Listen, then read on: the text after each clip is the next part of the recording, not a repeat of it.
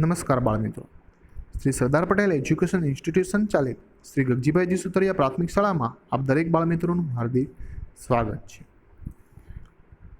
હું દર્શન ત્રિવેદી વિજ્ઞાન પાઠ 2 સૂક્ષ્મજીવો આપણા મિત્ર અને શત્રુની સમજ મેળવું છું કે જેની અંદર ભાગ 6ની સમજ મેળવું છું. ભાગ 5ની અંદર આપણે વિકલ્પો સમજી ગયા. ભાગ 6ની અંદર વિકલ્પો નાના નાના કોઈ પણ વિભાગમાંથી પૂછાય તો આપણને આવડી જાય, એટલા માટે ખાલી જગ્યા અને જોડકાની સમજ મેળવું છું. પ્રથમ છે સૂક્ષ્મજીવો ખાલી જગ્યાની મદદથી જોઈ શકાય છે. સૂક્ષ્મજીવો જોવા માટે સામાન્ય રીતે માઇક્રોસ્કોપનો ઉપયોગ થાય છે. બીજી ખાલી જગ્યા છે કોલેરા ખાલી જગ્યા દ્વારા થાય છે કે જેનો જવાબ છે બેક્ટેરિયા. યાદ રાખજો બાળ મિત્રો, વિકલ્પો પૂછાય ત્યારે દરેક પ્રકારના રોગ પૂછાશે અથવા તો પૂછી શકાય. બરાબર છે? એટલે તમને ખ્યાલ હોવો જોઈએ બેક્ટેરિયા, પ્રજીવ, ફૂગ, વાયરસથી કયા કયા પ્રકારના રોગ થાય છે તે દરેક તમે પાઠ્યપુસ્તકમાંથી અથવા તો બીજા કોઈ પણ સંદર્ભ સાહિત્યમાંથી તમે સારી રીતે વાંચીને તૈયારી કરી શકો છો.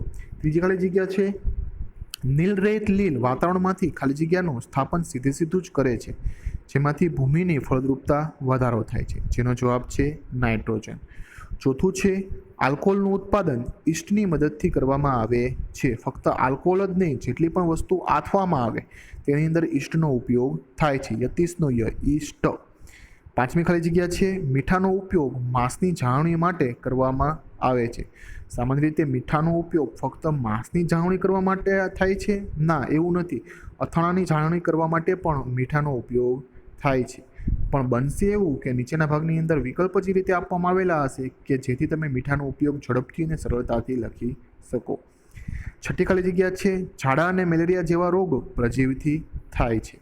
ખાસ યાદ રાખજો, દરેક પ્રકારના રોગ કયા કયા બેક્ટેરિયા, પ્રજીવ, વાયરસથી થાય છે તે વસ્તુ યાદ રાખી લેવી.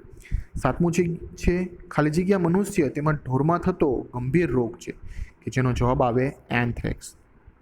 આઠમી ખાલી જગ્યા છે ખાલી જગ્યા ને ખાલી જગ્યા જાણીતા પ્રિઝર્વેટિવ છે, તો જેનો જવાબ છે સોડિયમ બેન્ઝોએટ અને સોડિયમ મેટાબાયકાર્બોનેટ. ખાસ પ્રિઝર્વેટિવનો ઉપયોગ સોસ અને બીજા કોઈ પણ રસોની જાળવણી કરવા માટે થઈ શકે છે. નવમું છે દૂધને દહીંમાં પરિવર્તન કરવાનું કામ ખાલી જગ્યા નામના બેક્ટેરિયા કરે છે, જેનો જવાબ છે લેક્ટોબેસિલસ.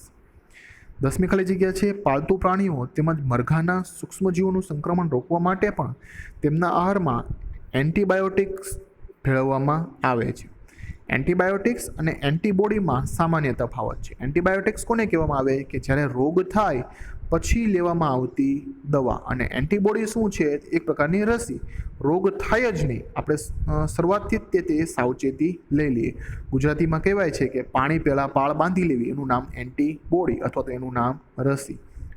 11મી ખાલી જગ્યા છે ઘઉંનો રસ્ટ નામનો વનસ્પતિજન્ય રોગ. મતલબ કે વનસ્પતિમાંથી થતો રોગ કોણ? કે ઘઉંનો, તો કે રસ્ટ રોગ ખાલી જગ્યા ને ખાલી જગ્યાથી ફેલાય છે, તો તેનો જવાબ છે હવા અને બીજ.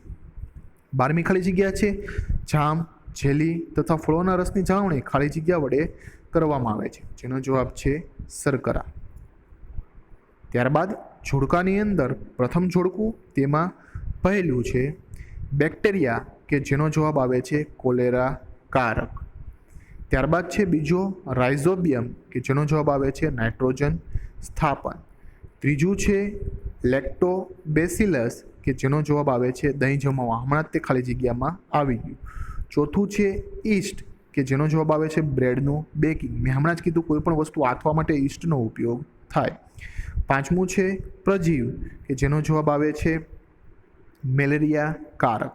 છઠ્ઠું છે વાયરસ કે જેનો જવાબ આવે છે એઇડ્સ કારક. યાદ રાખજો, પાઠ્યપુસ્તકની અંદર આ વસ્તુ નથી આપી. વાયરસથી થતો બીજો એક રોગ છે એઇડ્સ પણ છે, એટલા માટે સંદર્ભ સાહિત્ય અથવા તો પાઠ્યપુસ્તકની અંદર તમે વ્યવસ્થિત રીતે વાંચશો તો તમે ઝડપથી નાના નાના પ્રશ્ન પણ એનો જવાબ ગોતી શકશો. બીજું જોડકું છે તેમાં પ્રથમ છે લૂઈ પાસ્ચર કે જેનો જવાબ આવે છે આથવણ. બીજું છે એડવર્ડ જેનર કે જેનો જવાબ આવે છે શીતળાની રસી. ત્રીજો છે એલેક્ઝાન્ડર ફ્લેમિંગ કે જેનો જવાબ આવે છે પેનિસિલિન.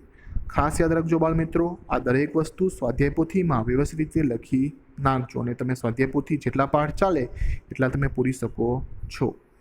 ચોથું છે રોબર્ટ કોસે કે જેનો જવાબ આવે છે એન્થ્રેક્સ. બરાબર છે બાળ મિત્રો. દરેક વસ્તુ સારી રીતે અને વ્યવસ્થિત રીતે યાદ કરીને તૈયારી કરી નાખવી. આભાર બાળ મિત્રો. ઘરે રહો, સુરક્ષિત